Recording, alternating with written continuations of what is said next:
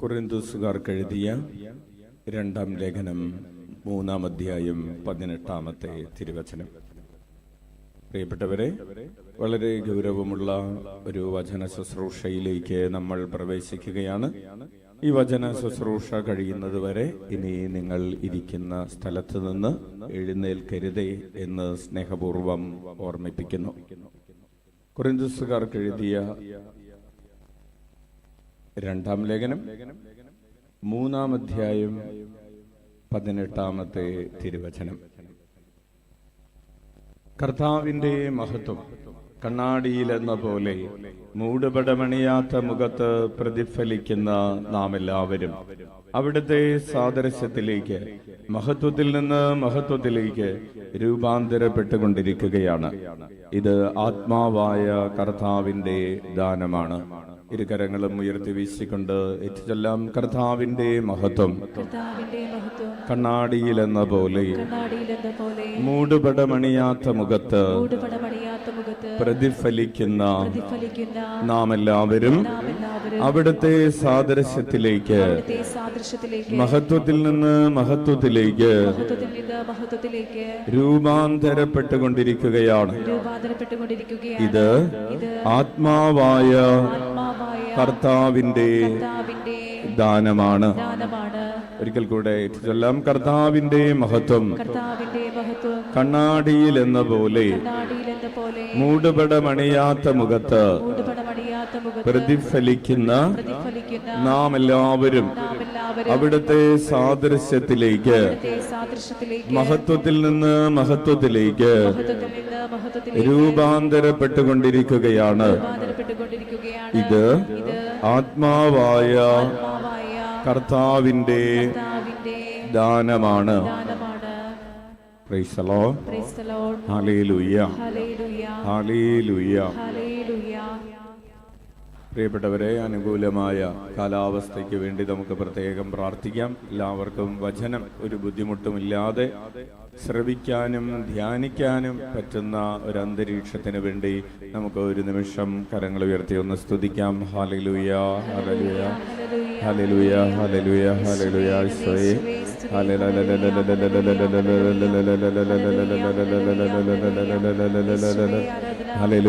Hallelujah, hallelujah, hallelujah. യേശുവേ സ്തോത്രം, യേശുവേ നന്ദി, യേശുവേ ആരാധന. Hallelujah, hallelujah, hallelujah. മേഘങ്ങളുടെ മേൽ, മഴമേഘങ്ങളുടെ മേൽ, മഴയുടെ മേൽ അധികാരമുള്ള കർത്താവ്, മഞ്ഞിന്റെ മേൽ അധികാരമുള്ളവനെ, ഹല്ലേലൂയ. ചൂടിന്റെ മേൽ, തണുപ്പിന്റെ മേൽ, ഇരുട്ടിന്റെ മേൽ, വെളിച്ചത്തിന്റെ മേൽ അധികാരമുള്ള കർത്താവിന്റെ നാമത്തിൽ പ്രാർത്ഥിക്കുന്നു. സ്തുതിക്കുന്നു, സ്തുതിക്കുന്നു, സ്തുതിക്കുന്നു. ഉച്ചത്തിൽ വിളിക്കാം: ഈശോയേ. 11 പ്രാവശ്യം യേശുനാമം വിളിക്കാം. ഈശോയേ, ഈശോയേ, ഈശോയേ, ഈശോയേ, ഈശോയേ, ഈശോയേ, ഈശോയേ, ഈശോയേ, ഈശോയേ, ഈശോയേ, ഈശോയേ. Price the Lord. Hallelujah, hallelujah. പ്രിയപ്പെട്ടവരെ, അമ്മ ത്രേസ്യയുടെ തിരുനാളിന് നേരത്തെ സൂചിപ്പിച്ചതുപോലെ ഇനി 11 വ്യാഴാഴ്ചകൾ മാത്രമാണ് നമ്മുടെ മുൻപിലുള്ളത്. നമ്മൾ അമ്മ ത്രേസ്യയുടെ തിരുനാളിന്റെ ഒരുക്കമായിട്ടുള്ള പഠന പരമ്പര വീണ്ടും ആരംഭിക്കുകയാണ്. നമ്മൾ അമ്മ ത്രേസ്യയുടെ പുസ്തകങ്ങളെ കുറിച്ചും അഭ്യന്തര ഹർമ്മ്യം എന്ന പുസ്തകത്തെ കുറിച്ചും അതിലുള്ള 5-ാം സദനം വരെയുള്ള കാര്യങ്ങൾ, അല്ലെ, ഏത് സദനം വരെ? 4-ാം സദനം വരെയുള്ള കാര്യങ്ങൾ വളരെ വിശദമായി കഴിഞ്ഞ ജൂലൈ മാസം മുതൽ ജനുവരി മാസം വരെ ഉള്ള സമയത്ത് നമ്മൾ പഠിച്ചുകൊണ്ടിരിക്കുകയായിരുന്നു. ജനുവരി മാസത്തിൽ പഠിച്ചുകൊണ്ടിരുന്നത് യേശുനാമത്തിൽ പ്രാർത്ഥിക്കുക എന്ന് പറഞ്ഞാൽ എന്താണ് എന്നാണ്. നമ്മൾ പറഞ്ഞു, നമ്മുടെ ആഗ്രഹങ്ങളെ ഈശോയുടെ ആഗ്രഹങ്ങളുമായി ചേർത്ത് വെച്ച് പ്രാർത്ഥിക്കണം. അല്ലെങ്കിൽ ഈശോയുടെ പദ്ധതികളോട് നമ്മുടെ പദ്ധതികൾ ചേർത്ത് വെച്ച് പ്രാർത്ഥിക്കണം. ഈശോയുടെ വികാരങ്ങളോട് നമ്മുടെ വികാരങ്ങൾ ചേർത്ത് വെച്ച് പ്രാർത്ഥിക്കുമ്പോഴാണ് ഈശോയെ എന്ന് വിളിക്കുന്ന ആ പ്രാർത്ഥന തന്നെ യഥാർത്ഥത്തിൽ യേശുനാമത്തിലുള്ള പ്രാർത്ഥനയാകുന്നത് എന്ന് പറഞ്ഞിരുന്നു. കൈയടിച്ച് കർത്താവിന് നന്ദി പറയാം. ഈശോയിൽ സ്നേഹം നിറഞ്ഞ സെബാസ്റ്റ്യനച്ച, ബൗപ്പോളച്ച, ജോസഫച്ച, പ്രിയപ്പെട്ട സിസ്റ്റേഴ്സ്, സഹോദരരെ, ഈശോ മിശിഹായ്ക്ക് സ്തുതിയായിരിക്കട്ടെ. പരസ്പരം സ്തുതി ചൊല്ലാം. Price the Lord. ഹല്ലേലൂയ. കരങ്ങൾ ഉയർത്തി സന്തോഷത്തോടെ പറയാം ഹല്ലേലൂയ. അടുത്തിരിക്കുന്നവരെ നോക്കി പുഞ്ചിരിച്ചുകൊണ്ട് പറയാം ഹല്ലേലൂയ. കുറച്ചുകൂടെ സന്തോഷത്തോടെ പറയാം ഹല്ലേലൂയ. മഴ പെയ്യുന്നുണ്ടല്ലോ എന്നോർത്ത് സന്തോഷത്തോട് പറഞ്ഞേ ഹല്ലേലൂയ. അച്ഛനെ നോക്കി ഒന്ന് സൂപ്പറായി ചിരിച്ചിട്ട് പറഞ്ഞേ ഹല്ലേലൂയ. ഈശോയെ നോക്കി നൈസായിട്ടൊന്ന് ചിരിച്ചിട്ട് പറഞ്ഞേ ഹല്ലേലൂയ. Price the Lord. പ്രിയപ്പെട്ടവരെ, ഇതുപോലെ മഴ പെയ്യുന്ന ഒരു സമയത്തും ഈ ആലയം ഇങ്ങനെ നിറഞ്ഞിരിക്കുന്നു എന്നത് തന്നെ ഒരു അത്ഭുതമാണ്. Price the Lord. ഹല്ലേലൂയ. അപ്പോൾ നമ്മൾ ഈശോയുടെ പദ്ധതികളെ കുറിച്ച്, ഈശോയുടെ പദ്ധതികളുമായി നമ്മുടെ പദ്ധതികൾ ചേർത്ത് വയ്ക്കണം എന്ന് പറഞ്ഞപ്പോൾ നമ്മൾ ചോദിക്കുന്ന ഒരു ചോദ്യമാണ്, എന്തൊക്കെയാണ് ഈശോയുടെ പദ്ധതികൾ? നമ്മൾ ഈശോയുടെ പദ്ധതികളെ കുറിച്ച് കഴിഞ്ഞു. അതിനുശേഷം നമ്മൾ ഈശോയുടെ ആഗ്രഹങ്ങളെ കുറിച്ച് കണ്ടുകൊണ്ടിരിക്കുകയാണ്. എത്ര ആഗ്രഹങ്ങൾ കണ്ടു കഴിഞ്ഞു? ഈശോയുടെ 7ാമത്തെ ആഗ്രഹമാണ് നമ്മളിപ്പോൾ പഠിച്ചുകൊണ്ടിരിക്കുന്നത്. ഈശോയുടെ 7ാമത്തെ ആഗ്രഹം എന്താണ്? നമ്മൾ വിശുദ്ധിയിൽ ജീവിക്കണം എന്നത് ഈശോയുടെ ആഗ്രഹമാണ്. എന്നിട്ട് വിശുദ്ധിയിൽ ജീവിച്ചാൽ, ഏറ്റവും ഒടുവിൽ നമ്മൾ പറഞ്ഞത് വിശുദ്ധിയിൽ ജീവിച്ചാലുള്ള ഗുണങ്ങൾ എന്തൊക്കെയാണ് എന്നാണ്. വിശുദ്ധിയിൽ ജീവിക്കുന്നത് കൊണ്ടുള്ള ഒരു 8 ഗുണങ്ങളാണ് യേശുനാമത്തെ കുറിച്ചുള്ള ഏറ്റവും ഒടുവിലത്തെ ക്ലാസ്സിൽ അച്ഛൻ നിങ്ങളുമായി പങ്കുവച്ചത്. എന്തൊക്കെയാണ്? വിശുദ്ധിയിൽ ജീവിക്കുന്നത് ദൈവവുമായിട്ടുള്ള ആത്മബന്ധത്തെ ആഴപ്പെടുത്തുന്നു. വലതുകരം ഉയർത്തി വീശിക്കൊണ്ടെന്ന് പറഞ്ഞ്, വിശുദ്ധി വഴി ദൈവവുമായുള്ള ആത്മബന്ധം ആഴപ്പെടുന്നു. ആത്മീയ ജീവിതം ശക്തി പ്രാപിക്കുന്നു. അപ്പോൾ വിശുദ്ധി എന്ന് നമ്മൾ ഇപ്പോൾ ഉദ്ദേശിക്കുന്നത്, വിശുദ്ധമായ ജീവിതം എന്ന് പറയുമ്പോൾ അതിലെല്ലാം ഉൾപ്പെടുന്നുണ്ട്. അതായത് പാപം ഉപേക്ഷിക്കുന്നതും നന്മ ചെയ്യുന്നതും ഒക്കെ ഉൾപ്പെടുന്നുണ്ട്. വിശുദ്ധി എന്ന് പറയുമ്പോൾ അതിൽ കുറെ കാര്യങ്ങളുണ്ട്. വചനം വായിക്കുന്നത്, വചനം ധ്യാനിക്കുന്നത്, പ്രാർത്ഥിക്കുന്നത് ഒക്കെ ഉണ്ടെങ്കിലും നമ്മൾ ഇപ്പോൾ വിശുദ്ധി എന്ന് പറഞ്ഞ് ഈ ഈശോ നമ്മൾ വിശുദ്ധിയിൽ ജീവിക്കണമെന്ന് ഈശോ ആഗ്രഹിക്കുന്നു എന്ന് ഇപ്പോൾ പറയുമ്പോൾ നമ്മൾ അത് ഉദ്ദേശിക്കുന്നത് നമ്മുടെ ശരീരത്തിന്റെ വിശുദ്ധിയെ കുറിച്ചാണ്. നിങ്ങളുടെ വിശുദ്ധീകരണമാണ് ദൈവം ആഗ്രഹിക്കുന്നത്. നിങ്ങളുടെ ശരീരത്തെ നിർമ്മലമായി സൂക്ഷിക്കുക. ശരീരത്തിന്റെ വിശുദ്ധിയെ കുറിച്ചാണ് അടിസ്ഥാനപരമായി ഇവിടെ നമ്മളിപ്പോൾ വ്യാഖ്യാനിക്കുന്നതും പഠിക്കുന്നത്. അപ്പോൾ ശരീരത്തിന്റെ വിശുദ്ധി ദൈവവുമായിട്ടുള്ള ബന്ധത്തെ ആഴപ്പെടുത്തുന്നു. അതാണ് 1ാമത്തെ ബെനിഫിറ്റ്. അപ്പൊ വിശുദ്ധി നഷ്ടപ്പെടുമ്പോൾ എന്ത് സംഭവിക്കും? ദൈവവുമായിട്ടുള്ള ആ ബന്ധത്തിൽ നിന്ന് നമ്മൾ അകലും. ഹല്ലേലൂയ. നേരത്തെ ആവശ്യത്തിന് അത് പഠിച്ചിട്ടുള്ളത് കൊണ്ട്, വ്യാഖ്യാനിച്ചിട്ടുള്ളത് കൊണ്ടും, യൂട്യൂബിൽ ആ ടോക്ക് അങ്ങനെ തന്നെ കിടക്കുന്നത് കൊണ്ടും ഇത്രയും മതി. ഇതിപ്പോൾ റിവിഷനാണ്. രണ്ട് എന്താണ്? അപ്പോൾ എന്താണ് വിശുദ്ധി എന്ന് നമ്മൾ പറഞ്ഞിട്ടുണ്ട്. എന്താണ് വിശുദ്ധി? പാപത്തിൽ നിന്ന് അകന്നിരിക്കുക, സെപ്പറേഷൻ ഫ്രം സിൻ. അതാണ് വിശുദ്ധിയുടെ 1ാമത്തെ തലം. 2, ഡെഡിക്കേഷൻ ടു ഗോഡ്. ഒരാൾ പാപം ചെയ്യുന്നില്ല എന്ന് കൊണ്ട് മാത്രം അയാളുടെ ശരീരം വിശുദ്ധമായ ശരീരമാകണമെന്നില്ല, ആകില്ല. ഒരാൾ പാപം ചെയ്യുന്നില്ല, അയാൾ കണ്ണുകൊണ്ട് പാപം ചെയ്യുന്നില്ല, കാതുകൊണ്ട് അശുദ്ധി പ്രവർത്തിക്കുന്നില്ല, കേൾക്കുന്നില്ല, അധരം കൊണ്ട് പാപം ചെയ്യുന്നില്ല, ശരീരം കൊണ്ട് പാപം, അയാൾ സെപ്പറേറ്റഡ് ഫ്രം സിൻ എന്നതുകൊണ്ട് മാത്രം അയാൾ ഒരു വിശുദ്ധ ശരീരമുള്ള ആളായി മാറുന്നില്ല. അയാളുടെ ശരീരം ദൈവത്തിന് സമർപ്പിക്കപ്പെട്ട ഒരു ശരീരമാകുമ്പോഴാണ് അയാൾ വിശുദ്ധനായി തീരുന്നത്. അപ്പോഴാണ് ഇയാൾ വിശുദ്ധിയിൽ ജീവിക്കുന്നു എന്ന് പറയാൻ കഴിയുന്നത്. ഉച്ചത്തിൽ വിളിക്കാം ഈശോയേ. അപ്പോൾ വിശുദ്ധിക്ക് രണ്ട് ഭാഗങ്ങളുണ്ട്. ഒന്ന് സെപ്പറേഷൻ ഫ്രം സിൻ, പാപത്തിൽ നിന്ന് അകന്നിരിക്കുക. രണ്ട് dedication to God. Dedication to God എന്ന് പറഞ്ഞാൽ ദൈവം വെറുക്കുന്നതിനെ വെറുക്കുക, ദൈവം സ്നേഹിക്കുന്നതിനെ സ്നേഹിക്കുക. ഹല്ലേലൂയ. എന്താണ് ദൈവത്തിന് സമർപ്പിക്കപ്പെടുക എന്ന് പറഞ്ഞതിന്റെ അർത്ഥം? വലതുകരം ഉയർത്തി വീശിക്കൊണ്ടെന്ന് പറഞ്ഞ്, ദൈവം വെറുക്കുന്നതിനെ ഞാൻ വെറുക്കുന്നു, ദൈവം സ്നേഹിക്കുന്നതിനെ ഞാൻ സ്നേഹിക്കുന്നു. Hallelujah, hallelujah.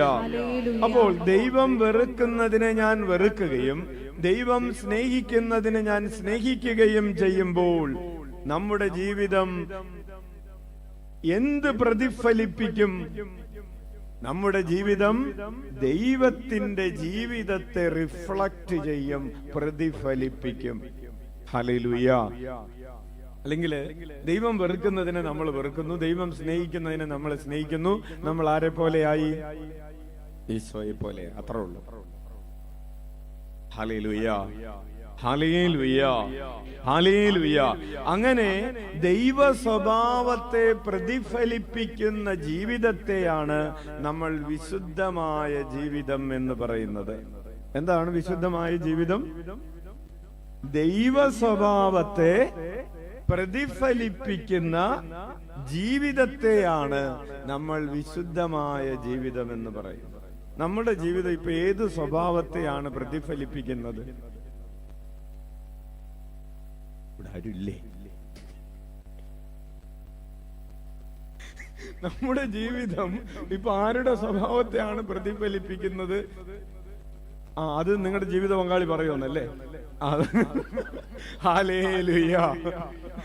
വീട്ടിലുള്ളവര് പറയും, നിന്റെ സ്വഭാവം ഇപ്പോ ആരുടെ സ്വഭാവം പോലെയാണ്.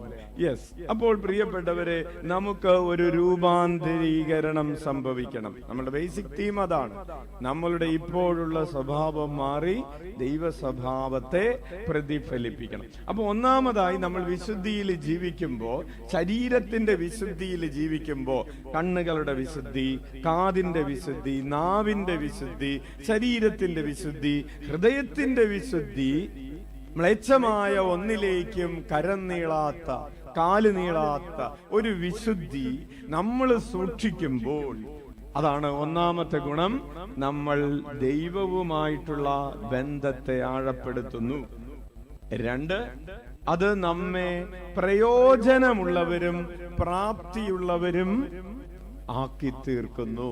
വിശുദ്ധി നഷ്ടപ്പെടുമ്പോ നമ്മൾ പ്രയോജനമില്ലാത്തവരും പ്രാപ്തിയില്ലാത്തവരുമായി മാറുന്നു.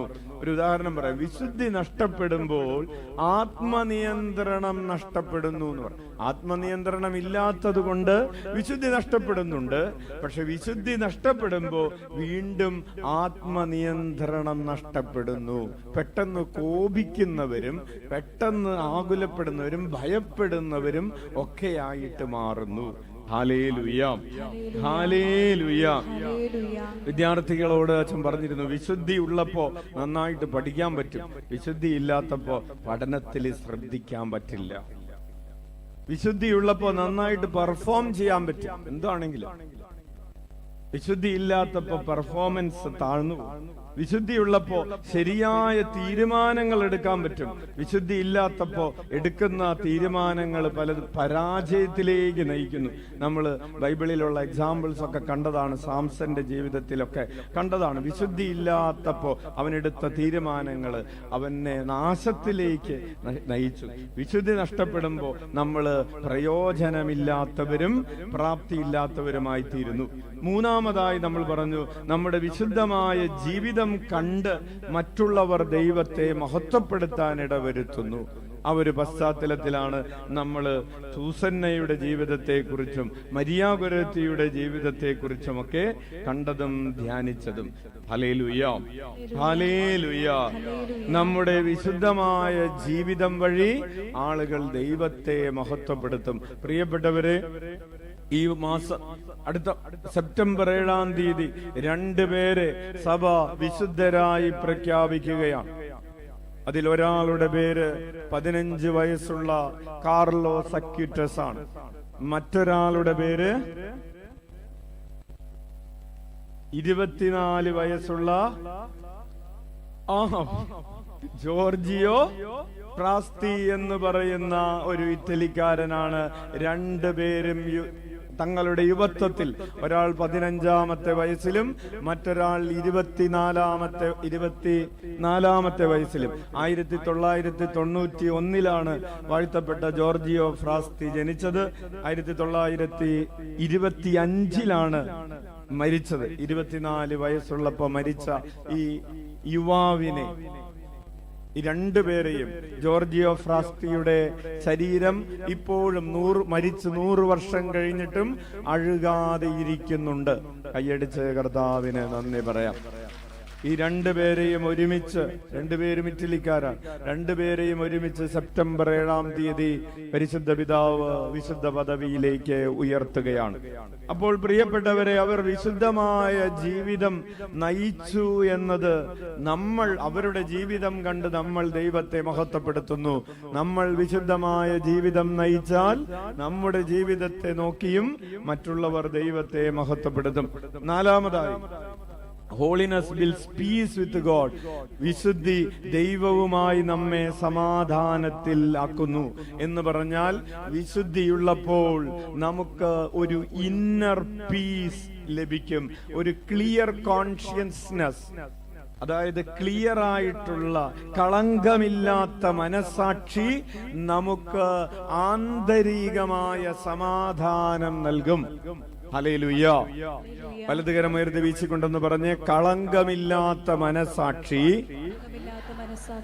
നമുക്ക് ആന്തരികമായ സമാധാനം നൽകും. ഇരുകരങ്ങൾ ഉയർത്തി വീശിക്കൊണ്ട് പറയാം, കളങ്കമില്ലാത്ത മനസാക്ഷി നമുക്ക് ആന്തരികമായ സമാധാനം നൽകും. Hallelujah, hallelujah. പ്രിയപ്പെട്ടവരെ, അശുദ്ധി ദൈവഹിതത്തിൽ നിന്നും ദൈവ സ്വഭാവത്തിൽ നിന്നുമുള്ള അകൽച്ചയാണ്. ദൈവമാണ് യഥാർത്ഥത്തിലുള്ള സമാധാനം. ദൈവത്തിൽ നിന്ന് അകന്നാൽ നമുക്ക് പിന്നെ എന്തില്ല? സമാധാനം ഇല്ല. ദൈവമാണ് യഥാർത്ഥ സമാധാനത്തിന്റെ ഉറവിടം. വിശുദ്ധി നഷ്ടപ്പെടുമ്പോ കുറ്റബോധവും ആന്തരിക സംഘർഷവും ഒക്കെ, ദൈവത്തിൽ നിന്ന് അകന്നിരിക്കുന്ന അനുഭവവും ഒക്കെ ഉണ്ടാകും. അപ്പോ നമ്മുടെ മനസാക്ഷി കളങ്കപ്പെട്ട് കഴിയുമ്പോ പിന്നെ നമ്മുടെ ഹൃദയം കലങ്ങി മറിഞ്ഞൊരു കുളം പോലെയാണ്, കലക്ക വെള്ളം പോലെയാണ്. ഒന്നിനും ഒരു തെളിച്ചമില്ല. അവിടെ എന്തില്ല? സമാധാനമില്ല, അസ്വസ്ഥമാണ്. ഹല്ലേലൂയ. അപ്പോൾ വിശുദ്ധി നമുക്ക് എന്ത് തരും? സമാധാനം തരും. അശുദ്ധി നമുക്ക് എന്ത് കൊണ്ടേ തരും? സമാധാനക്കേട് തരും. ഹല്ലേലൂയ. എന്താന്ന് വെച്ചാൽ, എന്തുകൊണ്ടാണ് ഇങ്ങനെ സംഭവിക്കുന്നത്? നമ്മൾ ഒരു അശുദ്ധിയിൽ, ഒരു തെറ്റായ ബന്ധത്തിൽ, ഒരു തെറ്റായ പ്രവൃത്തിയിൽ ഇങ്ങനെ കിടക്കുമ്പോ നമ്മുടെ ഉള്ളിൽ എന്തുകൊണ്ടാണ് പിരിമുറുക്കമെന്ന് അറിയാവോ? കാരണം നമ്മെ ദൈവം ഡിസൈൻ ചെയ്തിരിക്കുന്നത്, രൂപകൽപ്പന ചെയ്തിരിക്കുന്നത് വിശുദ്ധിയിൽ ജീവിക്കാനാണ്. എളുപ്പം മനസ്സിലാകാൻ വേണ്ടിയിട്ട് ഒരു ഉദാഹരണം. അതായത്,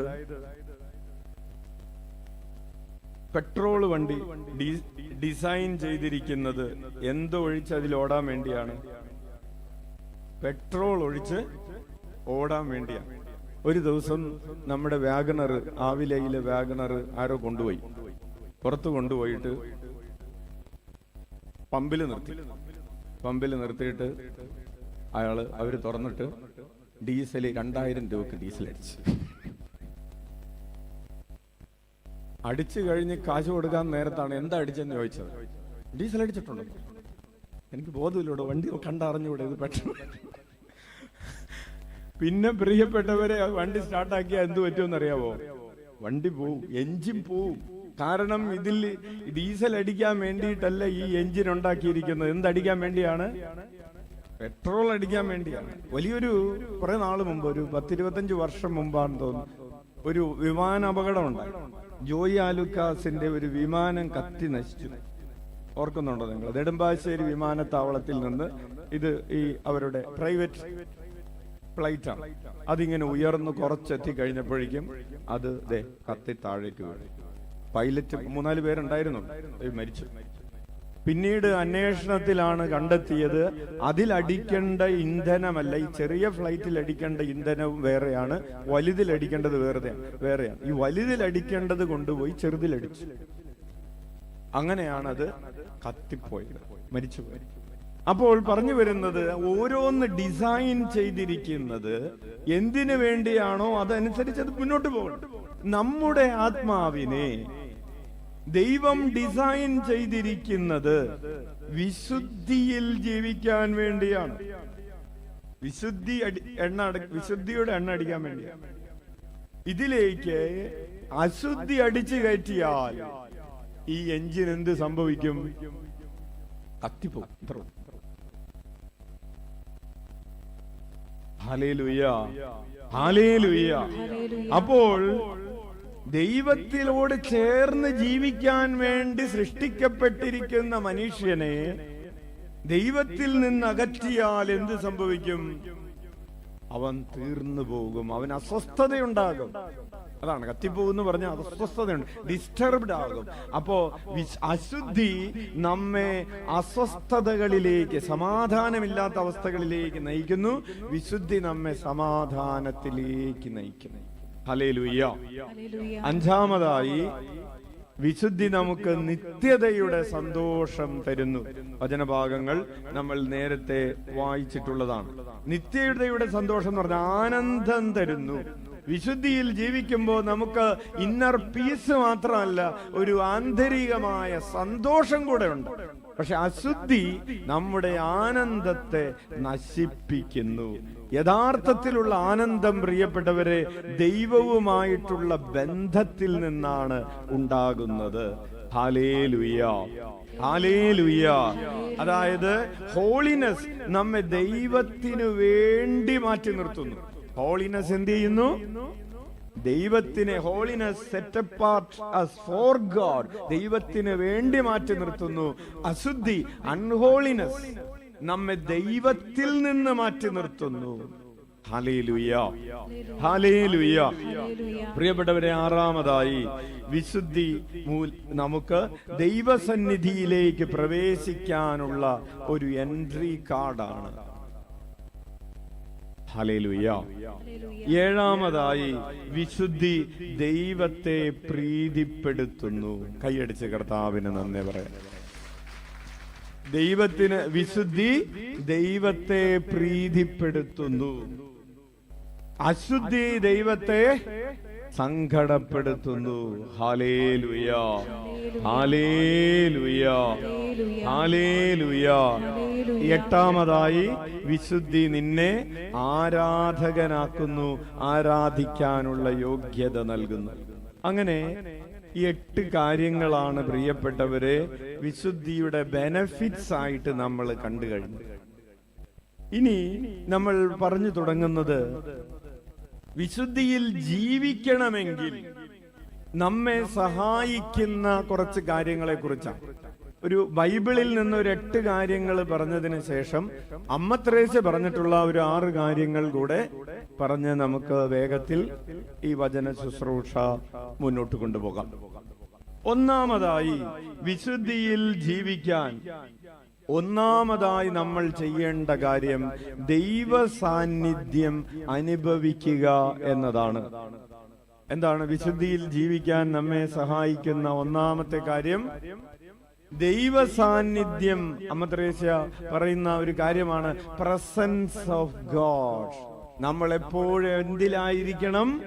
ദൈവ സാന്നിധ്യത്തിലായിരിക്കണം. എന്താണ് ദൈവ സാന്നിധ്യം എന്ന് പറഞ്ഞാൽ?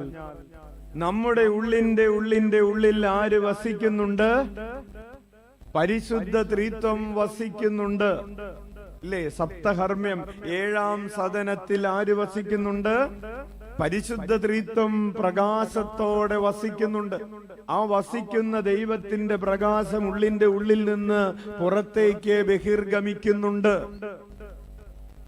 പക്ഷേ നമ്മൾ ആ സാന്നിധ്യത്തെ ഓർക്കാറില്ല. കൂടെ നടക്കുന്ന ഉള്ളിന്റെ ഉള്ളിൽ വസിക്കുന്ന ആളെ നമ്മൾ അവഗണിച്ച് സംസാരിക്കുകയും ചിന്തിക്കുകയും പ്രവർത്തിക്കുകയും ചെയ്യുന്നു. Hallelujah, hallelujah. ചില ആളുകൾ ചോദിക്കാറില്ലേ, ഇങ്ങനെ ഒരാൾ ഇവിടെ ജീവിച്ചിരിക്കുന്നുണ്ടെന്ന് വല്ല ഓർമ്മ ഉണ്ടോ? ഇല്ലേ? ചോദിക്കാറില്ലേ? ഓ, നമ്മളെയൊക്കെ ഇപ്പൊ ഓർമ്മ ഉണ്ടോ? ഇല്ലേ? ഉണ്ട്, ജീവിച്ചിരിക്കുന്നുണ്ട്. അടുത്ത വീട്ടിൽ തന്നെ ഉണ്ട്, അല്ലെങ്കിൽ ആ വീട്ടിൽ തന്നെ ഉണ്ട്. പക്ഷെ ഞങ്ങളൊക്കെ ഇവിടെ ജീവിച്ചിരിക്കുന്നുണ്ടെന്ന് വല്ല ഓർമ്മയുണ്ടോ? ഇല്ല, ഓർമ്മയില്ല. അതിനുമപ്പുറം നമ്മുടെ ഉള്ളിന്റെ ഉള്ളിൽ പരിശുദ്ധ ത്രിത്വം വസിക്കുന്നുണ്ടെന്ന് പ്രിയപ്പെട്ടവരെ, ഈശോയുടെ തിരുമുഖത്തെ കുറിച്ച് പൗലോസ് പറയുന്നത് അവൻ സ്രഷ്ടാവായ പിതാവായ ദൈവത്തിന്റെ ഛായയാണെന്നാണ്. കൊരിന്ത്യസ്യർക്ക് എഴുതിയ ലേഖനം 4-ാം അധ്യായം 4-ാമത്തെ തിരുവചനം. ഈ ലോകത്തിന്റെ ദേവൻ അവിശ്വാസികളായ അവരുടെ മനസ്സിന് അന്ധമാക്കിയിരിക്കുന്നു. തന്നിമിത്തം ദൈവത്തിന്റെ പ്രതിരൂപമായ ക്രിസ്തുവിന്റെ മഹത്വമേറിയ സുവിശേഷത്തിന്റെ പ്രകാശം അവർക്ക് ദൃശ്യമല്ല. അപ്പോൾ ഈശോ ആരാണ് പ്രിയപ്പെട്ടവരെ? തിരുമുഖത്തെ കുറിച്ച് ഒരു ചിന്ത പറഞ്ഞുതരാം. ഈശോ ആരാണ്? ദൈവത്തിന്റെ പ്രതിരൂപമാണ്. ദൈവത്തിന്റെ, ഈശോയുടെ ഛായ എന്ന് പറഞ്ഞാൽ ആരുടെ ഛായയാണ്? പിതാവായ ദൈവത്തിന്റെ ഛായയാണ് ഈശോയുടെ ഛായ. അപ്പോൾ ദിവ്യകാരുണ്യത്തിൽ പ്രത്യക്ഷപ്പെട്ട ഈശോയുടെ തിരുമുഖം ആരുടെ മുഖമാണ്? പിതാവായ ദൈവത്തിന്റെ മുഖമാണ്. കാരണം ഈശോയുടെ ഛായ എന്ന് പറയുന്നത്, ഈശോയുടെ മുഖം എന്ന് പറയുന്നത്, വചനം പറയുന്നു 2 കൊരിന്ത്യർ 4:4, ഈശോയുടെ മുഖം എന്ന് പറയുന്നത് പിതാവായ ദൈവത്തിന്റെ മുഖമാണ്. അങ്ങനെയെങ്കിൽ പിതാവായ ദൈവത്തിന്റെ മുഖവും പുത്രനായ ദൈവത്തിന്റെ മുഖവും ഒന്നാണെങ്കിൽ പരിശുദ്ധാത്മാവിന്റെ മുഖം മറ്റൊന്നാവുകയില്ല. കൈയടിച്ച് കർത്താവിന് നന്ദി പറയാം. അപ്പോൾ ദിവ്യകാരുണ്യത്തിൽ പ്രത്യക്ഷപ്പെട്ടത് ഈശോയുടെ തിരുമുഖമാണ് എന്നതുപോലെ ദിവ്യകാരുണ്യത്തിൽ പ്രത്യക്ഷപ്പെട്ടത് പരിശുദ്ധ ത്രിത്വത്തിന്റെ തിരുമുഖമാണ് എന്ന് പറയുന്നതിൽ ദൈവശാസ്ത്രപരമായി തെറ്റില്ല, അല്ലെങ്കിൽ അതാണ് ശരി. കൈയടിച്ച് കർത്താവിന് നന്ദി പറയാം. ഹല്ലേലൂയ. അപ്പോൾ ഈശോയുടെ തിരുമുഖമേ, തിരുവോസ്തിയിലെ തിരുമുഖമേ, ത്രിത്വത്തിന്റെ തിരുമുഖമേ, ഞങ്ങൾ അങ്ങയെ ആരാധിക്കുന്നു. ഉച്ചത്തിൽ വിളിക്കാം, ഈശോയേ. യേശുവിന്റെ തിരുമുഖമേ, തിരുവോസ്തിയിലെ തിരുമുഖമേ, ത്രിത്വത്തിന്റെ തിരുമുഖമേ, ആരാധിച്ചു വണങ്ങുന്നു. Praise the Lord. ഹല്ലേലൂയ. യേശുവിന്റെ തിരുമുഖമേ, തിരുവോസ്തിയിലെ തിരുമുഖമേ, ത്രിത്വത്തിന്റെ തിരുമുഖമേ, ആരാധിച്ചു വണങ്ങുന്നു. പടിയേ. യേശുവിന്റെ തിരുമുഖമേ, തിരുവോസ്തിയിലെ തിരുമുഖമേ, ത്രിത്വത്തിന്റെ തിരുമുഖമേ, ആരാധിച്ചു വണങ്ങും. Praise the Lord. Hallelujah, hallelujah. അപ്പോൾ ദൈവ സാന്നിധ്യം നമുക്ക് അനുഭവിക്കാൻ വേണ്ടിയാണ് പ്രിയപ്പെട്ടവരെ ഈശോയുടെ തിരുമുഖം തിരുവോസ്തിയിൽ പ്രത്യക്ഷപ്പെട്ടിട്ട് പറയുകയാണ്, ഞാൻ ജീവനോടെ കണ്ണുള്ളവനായി, കാതുള്ളവനായി, മുൾമുടി ചൂടിയവനായി, നിന്നോട് കരുണ കാണിക്കുന്നവനായി, നിന്നെ സ്നേഹിക്കുന്നവനായി നിന്റെ കൂടെ ഉണ്ട് എന്ന് നമ്മോട് ആ സാന്നിധ്യത്തെ വെളിപ്പെടുത്തുന്നതിന് വേണ്ടിയാണ് ദിവ്യകാരുണ്യത്തിൽ തിരുമുഖം പ്രത്യക്ഷപ്പെട്ടത്. കയ്യടിച്ച് കർത്താവിന് നന്ദി പറയാം. അതായത് തിരുമുഖത്തിന്റെ അത്ഭുതം സാന്നിധ്യത്തിന്റെ അത്ഭുതമാണ്. എന്താണ് തിരുമുഖത്തിന്റെ അത്ഭുതം? കാരണം മുഖം എന്തിനെ സൂചിപ്പിക്കുന്നതാണ്? സാന്നിധ്യത്തെ സൂചിപ്പിക്കുന്നതാണ്. അപ്പം, സാന്നിധ്യത്തിന്റെ അപ്പം എന്നറിയപ്പെടുന്ന ഈ അപ്പത്തിൽ തിരുമുഖം പ്രത്യക്ഷപ്പെട്ടിരിക്കുന്നു. സാന്നിധ്യം തന്നെയാണ് മുഖം എന്ന് പറയുന്നത്. നമ്മൾ പറയാറില്ലേ, ഞാനൊന്ന് മുഖം കാണിച്ചിട്ട് വരാം, ഇല്ലേ? എന്താ ഈ മുഖം കാണിച്ചിട്ട് വരാന്ന് പറയുന്നത്? ഞാൻ ഇവിടെയൊക്കെ തന്നെ ഉണ്ടെന്നൊന്ന് കാണിച്ചിട്ട് വരാം. അതാണ് ഈ മുഖം കാണിച്ചിട്ട് വരാമെന്ന് പറയുന്നതിന്റെ അർത്ഥം. അപ്പോൾ ഈശോ തന്റെ മുഖം കാണിച്ചതിന്റെ അർത്ഥം എന്താണ്? ഞാൻ ഇവിടെ തന്നെ ഉണ്ട് എന്ന് തന്റെ സാന്നിധ്യം വെളിപ്പെടുത്തുകയാണ്. കൈയടിച്ച് കർത്താവിന് നന്ദി പറയാം. പ്രിയപ്പെട്ടവരെ, ആ മുഖം തന്നെയാണ് ഈ ചങ്കിലുമുള്ളത്. നമ്മുടെ ഓരോരുത്തരുടെയും ആത്മാവിലുള്ളത് ഈ മുഖം തന്നെയാണ്. കണ്ണുപൂട്ടുമ്പോ പൂട്ടിയ കണ്ണിൽ കാണേണ്ടത്, വിഴിപൂട്ടിയിരിക്കുമ്പോ അന്തരാത്മാവിന്റെ നയനങ്ങൾ കൊണ്ട് കാണേണ്ടത് അവിടത്തെ തിരുമുഖമാണ്. സാന്നിധ്യത്തിലായിരിക്കുമ്പോ നമുക്ക് പാപം ചെയ്യാൻ പറ്റുകയില്ല. Hallelujah, hallelujah. അല്ലേ? അങ്ങനെയാണല്ലോ. ഇപ്പൊ നമ്മള് ഭാര്യ വന്നപ്പോ, ഭാര്യയുടെ മുഖം കണ്ടപ്പോ, ഭാര്യ ഇങ്ങനെ വന്നുകൊണ്ടിരിക്കുകയാണ്, അപ്പൊ തന്നെ ഭർത്താവ് ഫോൺ ഓഫ് ചെയ്തിട്ട് ലോക്ക് ചെയ്ത് വെച്ചു. സാന്നിധ്യം കണ്ടപ്പോ എന്തു പറ്റി? പിന്നെ വിളിക്കാന്ന് പറഞ്ഞു വെച്ചു, അല്ലേ? അപ്പൊ സാന്നിധ്യം കാണുമ്പോ നമ്മൾ എന്ത് ചെയ്യും? പാപം ചെയ്യുകയില്ല. യെസ്. അപ്പോ സാന്നിധ്യത്തില് മറ്റൊരു കാര്യം കൂടെ ഉണ്ട്. ദൈവ ഭയത്തില് വളരുക എന്നുള്ളൊരു കാര്യമുണ്ട്. സാന്നിധ്യമുണ്ടെങ്കിലും ദൈവം കാണുന്നുണ്ടെന്ന് നമുക്കറിയാമെങ്കിലും ദൈവഭയമില്ലാത്തത് കൊണ്ട് പ്രിയപ്പെട്ടവരെ നമ്മൾ പാപം തുടർന്ന് ചെയ്യുന്നു. മനുഷ്യൻ കാണുന്നില്ല എന്നത് മാത്രമാണ് നമ്മുടെ ധൈര്യം. Hallelujah, hallelujah, hallelujah. അതുകൊണ്ടാണ് കൊരിന്ത്യസ്കാർക്ക് എഴുതിയ 2-ാം ലേഖനം 7-ാം അധ്യായം 1-ാമത്തെ തിരുവചനം, പ്രിയപ്പെട്ടവർ, ഈ വാഗ്ദാനങ്ങൾ നമുക്കുള്ളതിനാൽ ശരീരത്തിന്റെയും ആത്മാവിന്റെയും എല്ലാ അശുദ്ധിയിൽ നിന്നും നമ്മെ ശുദ്ധീകരിക്കുകയും ദൈവഭയത്തിൽ വിശുദ്ധി പൂർണ്ണമാക്കുകയും ചെയ്യാം. വലതുകരം ഉയർത്തി വീശിക്കൊണ്ട് പറയാം, ശരീരത്തിന്റെയും ആത്മാവിന്റെയും എല്ലാ അശുദ്ധിയിൽ നിന്ന് നമ്മെ തന്നെ ശുദ്ധീകരിക്കുകയും ദൈവഭയത്തിൽ വിശുദ്ധി പൂർണ്ണമാക്കുകയും ചെയ്യാം. Hallelujah, hallelujah. പ്രിയപ്പെട്ടവരെ, രണ്ടാമതായി വിശുദ്ധിയിൽ നിലനിൽക്കുന്നതിന് നമ്മെ സഹായിക്കുന്ന ഒരു ശക്തിയാണ് വചനം എന്ന് പറയുന്നത്.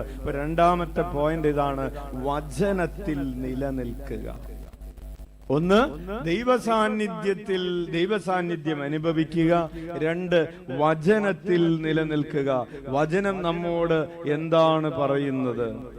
മത്തായി എഴുതിയ സുവിശേഷം 5:28 ഈശോ പറയാണ്, ഞാൻ നിങ്ങളോട് പറയുന്നു, ആസക്തിയോടെ സ്ത്രീയെ നോക്കുന്നവൻ ഹൃദയത്തിൽ അവളുമായി വ്യഭിചാരം ചെയ്തു കഴിഞ്ഞു. ഒരു വചനമാണ്. ഈ വചനം ഹൃദയത്തിൽ സൂക്ഷിക്കുന്ന ഒരാൾക്ക് അശുദ്ധിയോടുകൂടെ മൊബൈലിൽ ഒരു മ്ലേച്ഛ ചിത്രം കണ്ടുകൊണ്ടിരിക്കാൻ കഴിയുകയില്ല. അവന്റെ ഹൃദയത്തിലേക്ക് ഈശോയുടെ ശബ്ദം ഇങ്ങനെ വരും. എന്ത്? അശുദ്ധിയോടുകൂടെ, ആസക്തിയോടുകൂടെ സ്ത്രീയെ നോക്കുന്നവൻ, സ്ത്രീയുടെ ചിത്രമാണെങ്കിലും വീഡിയോ ആണെങ്കിലും അത് നോക്കിയിരിക്കുന്നവൻ ഹൃദയത്തിൽ വ്യഭിചാരം ചെയ്തു കഴിഞ്ഞു. അവനൊരു എക്സ്ക്യൂസ് പറയാൻ പറ്റില്ല. ഇതിങ്ങനെ നോക്കുന്നതൊന്നും ഒരു പാപമല്ലെന്ന ലോകത്തിന്റെ ചിന്ത അവന് കൊണ്ടു നടക്കാൻ പറ്റില്ല. കാരണം അവന്റെ ഹൃദയത്തിൽ ഈശോ അവനോട് പറയും, ആസക്തിയോടെ സ്ത്രീയെ നോക്കുന്നവൻ, ആസക്തിയോടെ പുരുഷനെ നോക്കുന്നവൻ ഹൃദയത്തിൽ വ്യഭിചാരം ചെയ്തു കഴിഞ്ഞു. ഹല്ലേലൂയ.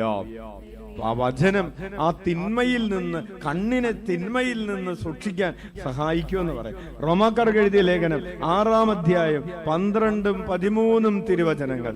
റോമ 6:12-13. ജഡമോഹങ്ങൾ നിങ്ങളെ കീഴ്പ്പെടുത്താൻ തക്കവിധം പാപം നിങ്ങളുടെ മർത്യ ശരീരത്തിൽ ഭരണം നടത്താതിരിക്കട്ടെ. ഒരു ജഡമോഹം നിന്നെ നയിക്കുമ്പോ നിന്റെ ഹൃദയത്തിൽ ഈ വചനം ഇങ്ങനെ പറയണം, അല്ലെങ്കിൽ ഈ ഹൃദയത്തിൽ വചനം ഇങ്ങനെ ഉയരണം. ജഡമോഹങ്ങൾ നിങ്ങളെ കീഴ്പ്പെടുത്താൻ തക്കവിധം പാപം നിങ്ങളുടെ ശരീരത്തിൽ ഭരണം നടത്താതിരിക്കട്ടെ. നിങ്ങളുടെ അവയവങ്ങളെ അനീതിയുടെ ഉപകരണങ്ങളായി പാപത്തിന് സമർപ്പിക്കരുത്. വലതുകരം ഉയർത്തി വീശിക്കൊണ്ട് പറയാം, നിങ്ങളുടെ അവയവങ്ങളെ അനീതിയുടെ ഉപകരണങ്ങളായി പാപത്തിന് സമർപ്പിക്കരുത്. ഹല്ലേലൂയ. പ്രിയപ്പെട്ടവരെ, നമ്മുടെ കണ്ണിനെ മാത്രമല്ല, നമ്മുടെ കാതിനെയും നമ്മുടെ നാവിനെയും അശുദ്ധിയുടെ ഉപകരണങ്ങളായി പാപത്തിന് സമർപ്പിക്കരുത്. അതൊരു മൊബൈലിൽ ഒരു വീഡിയോ കോള്, ഒരു സെക്സ് ചാറ്റ്, അല്ലെങ്കിൽ വാട്സപ്പിൽ ആവശ്യമില്ലാത്ത ഒരു മെസ്സേജ് അയക്കാൻ വേണ്ടിയാണെങ്കിൽ പോലും നിന്റെ ശരീരത്തെ നീ പാപത്തിന് വേണ്ടി ഉപയോഗിക്കരുത്. ഹല്ലേലൂയ. റോമാക്കാർക്ക് എഴുതിയ ലേഖനം 13-ാം അധ്യായം 14-ാമത്തെ തിരുവചനം പറയുകയാണ്, ദുർമോഹങ്ങളിലേക്ക് നയിക്കത്തക്ക വിധം ശരീരത്തെ പറ്റി ചിന്തിക്കാതിരിക്കുവിൻ. ഒരു വചനമാണ്. റോമാക്കാർക്ക് എഴുതിയ ലേഖനം 13:14. വലതുകരം ഉയർത്തി വീശിക്കൊണ്ട് പറയാം, ദുർമോഹങ്ങളിലേക്ക് നയിക്കത്തക്ക വിധം ശരീരത്തെ പറ്റി ചിന്തിക്കാതിരിക്കുവിൻ. പ്രിയപ്പെട്ടവരെ, ആരുടെ ശരീരത്തെ പറ്റി? സ്വന്തം ശരീരത്തെ പറ്റിയും അപരന്റെ ശരീരത്തെ പറ്റിയും ദുർമോഹങ്ങളിലേക്ക് നയിക്കത്തക്ക വിധം ശരീരത്തെ പറ്റി ചിന്തിക്കാതിരിക്കുവിൻ. അപ്പോൾ ഈ വചനം നമ്മുടെ ഉള്ളിലുണ്ടെങ്കിൽ നമ്മുടെ ഹൃദയത്തിൽ നമ്മുടെ ശരീരത്തെക്കുറിച്ചോ മറ്റൊരാളുടെ ശരീരത്തെക്കുറിച്ചോ പാപകരമായൊരു ചിന്ത മനസ്സിൽ വരുമ്പോൾ തന്നെ റോമ 13:14 നമുക്കൊരു ശക്തി തരും. പാപത്തിലേക്ക് നയിക്കത്തക്ക വിധം ശരീരത്തെക്കുറിച്ച് ചിന്തിക്കാതിരിക്കുവിൻ എന്ന വചനത്തിന്റെ അഭിഷേകത്തിൽ എന്റെ മനസ്സിലുള്ള ഇപ്പോഴുള്ള ഈ കടന്നു വരുന്ന ഈ ദുഷ്ടചിന്തയെ ഈ വചനത്തിന്റെ അഭിഷേകം കൊണ്ട് ഞാൻ ബന്ധിക്കുന്നു എന്ന് പറഞ്ഞ് പ്രാർത്ഥിക്കുക. Hallelujah, hallelujah. അങ്ങനെ നമുക്ക് ഈശോ പറഞ്ഞ മറ്റൊരു കാര്യം മത്തായിയുടെ സുവിശേഷം 15:13. മത്തായി 15:13, എന്റെ സ്വർഗീയ പിതാവ് നട്ടതല്ലാത്ത ചെടികളൊക്കെയും പിഴുതു മാറ്റപ്പെടും. വലതുകരം ഉയർത്തി ഇരുകരങ്ങൾ ഉയർത്തി വീശിക്കൊണ്ട് പറയാം, എന്റെ സ്വർഗീയ പിതാവ് നട്ടതല്ലാത്ത ചെടികളൊക്കെയും പിഴുതു മാറ്റപ്പെടും. പ്രിയപ്പെട്ടവരെ, നമ്മുടെ ഉള്ളിൽ അസന്മാർഗികതയും അശുദ്ധിയും വ്യഭിചാരവും ഒക്കെയായിട്ടുള്ള ഈ ചെടികള് ആര് നട്ടതാണ്? വിശുദ്ധനായ പരിശുദ്ധനായ ദൈവം നട്ടതല്ല, പിശാച് നട്ടതാണ്. സ്വർഗീയ പിതാവ് നട്ടതല്ലാത്ത ചെടികളെല്ലാം പിഴുതു മാറ്റപ്പെടണം. ദൈവസ്വഭാവത്തിന് ചേരാത്തതായി നമ്മുടെ ഉള്ളിലുള്ള ഈ മുള്ളുകള്, മുൾപ്പടർപ്പുകൾ, ഈ ചെടികള്, മത്തായിയുടെ സുവിശേഷം 15:13 അഭിഷേകം പറഞ്ഞ് ആ വചനം പറഞ്ഞ് സ്വർഗീയ പിതാവ് നട്ടതല്ലാത്ത ചെടികളൊക്കെയും പിഴുതു മാറ്റപ്പെടുമെന്ന വചനത്തിന്റെ അഭിഷേകത്തിൽ എന്റെ ഉള്ളിൽ ഉള്ള ഈ ദുർമോഹങ്ങള്, കണ്ണിന്റെ ദുരാശകള്, ജഡത്തിന്റെ ദുരാശകള് വിട്ടുപോകട്ടെ എന്ന് പറഞ്ഞ് പ്രാർത്ഥിക്കണം. വചനത്തിൽ നിലനിൽക്കുക. പ്രിയപ്പെട്ടവരെ, മൂന്നാമതായി be proactive in our battle against sin. തിന്മയ്ക്കെതിരെയുള്ള യുദ്ധത്തിന് മുൻകൂട്ടി തയ്യാറാവുക. ഹല്ലേലൂയ. ഒന്ന് വലതുകരം ഉയർത്തി വീശിക്കൊണ്ട് പറഞ്ഞേ, തിന്മയ്ക്കെതിരെയുള്ള പോരാട്ടത്തിന് മുൻകൂട്ടി തയ്യാറാകുക. അതായത് നമ്മൾ വണ്ടിയിൽ യാത്ര ചെയ്യുമ്പോ വേറൊരു വണ്ടി ഇടിക്കാൻ വന്നതേ ഇടിച്ചേ എന്ന് പറയുമ്പോഴാണോ സീറ്റ് ബെൽറ്റ് ഇടേണ്ടത്? അന്നേരത്ത് സീറ്റ് ബെൽറ്റ് വലിച്ചാൽ കിട്ടുമോ? പിടിക്കും. അതിന് സീറ്റ് ബെൽറ്റ് എന്ത് ചെയ്യണം? നേരത്തെ ഇടണം. അതാണ് മുൻകൂട്ടി. അല്ലെ തലകുത്തി വീഴാൻ നേരത്താണോ അയ്യോ ഹെൽമറ്റ് എന്ത്? ഇല്ല, ചില പിള്ളേര് ഹെൽമറ്റ് വെച്ചിട്ടുണ്ടാവും, തലയിലായിരിക്കില്ല, വണ്ടി തന്നെ വെച്ചിട്ട് പോലീസ് വരുമ്പോൾ വെക്കാൻ വേണ്ടി വെച്ചിരിക്കാം. അപ്പോഴാണ് അവന്റെ വണ്ടി മുട്ടി തലകുത്തി വീണത്. വീണതിന് ശേഷം അയ്യോ ഹെൽമറ്റ് എന്ത്? വീഴുന്നതിന് മുമ്പ് ഹെൽമറ്റ് വെക്കണം. അതാണ് പ്രോ ആക്റ്റീവ് എന്ന് പറയുന്നത്. തിന്മയ്ക്കെതിരെയുള്ള യുദ്ധത്തിന് മുൻകൂട്ടി തയ്യാറാകുക എന്ന് പറഞ്ഞാൽ പ്രാർത്ഥിക്കുക. വിശുദ്ധിക്കെതിരെയുള്ള ആക്രമണങ്ങളെ ചെറുക്കാനുള്ള കൃപ തരണമേ എന്ന് പറഞ്ഞ് പ്രാർത്ഥിക്കുക. എന്താ പ്രാർത്ഥിക്കേണ്ടത്? ഈശോയെ, വിശുദ്ധിക്കെതിരായുള്ള ആക്രമണങ്ങളെ ചെറുക്കാനുള്ള കൃപ തരണമേ. പ്രിയപ്പെട്ടവരെ, ഡൊമിനിക് സാവിയോ തന്റെ ഫസ്റ്റ് കമ്മ്യൂണിയന്റെ സമയത്ത് എഴുതി പോക്കറ്റിന്റെ ഉള്ളിൽ, തന്റെ ഷർട്ടിന്റെ ഉള്ളിൽ സൂക്ഷിച്ച പ്രാർത്ഥനകളിൽ ഒന്നിങ്ങനെയായിരുന്നു.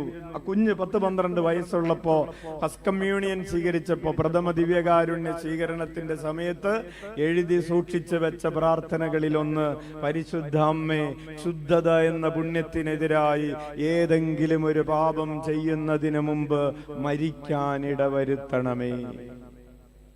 ആ കുഞ്ഞിന് അശുദ്ധിയെ കുറിച്ച് എന്തറിഞ്ഞിട്ടാണ്? എന്ത് അശുദ്ധിയാണ് ആ കുഞ്ഞിന്റെ ജീവിതത്തിലേക്ക് വന്നിട്ടുള്ളത്? ഒന്നും വന്നിട്ടില്ല. പക്ഷേ മുൻകൂട്ടി വിശുദ്ധിക്കെതിരെയുള്ള ആ യുദ്ധത്തിന്, അശുദ്ധിക്കെതിരെയുള്ള യുദ്ധത്തിന് മുൻകൂട്ടി തയ്യാറെടുത്തുകൊണ്ട് ആ കൊച്ച് പ്രാർത്ഥിച്ചു, പരിശുദ്ധ അമ്മേ, ശുദ്ധത എന്ന പുണ്യത്തിനെതിരായ ഏതെങ്കിലും ഒരു പാപം ചെയ്യുന്നതിനു മുമ്പ് മരിക്കാൻ എന്നെ ഇടവരുത്തണമേ. Hallelujah, hallelujah. പ്രിയപ്പെട്ടവരെ, ജോർജിയോ ഫ്രാസ്തി ഇങ്ങനെ പറഞ്ഞു, ഈ ലോകത്തിലെ സുഖങ്ങളെ പിന്തുടരുന്നവൻ വിഡ്ഢിയാണ്.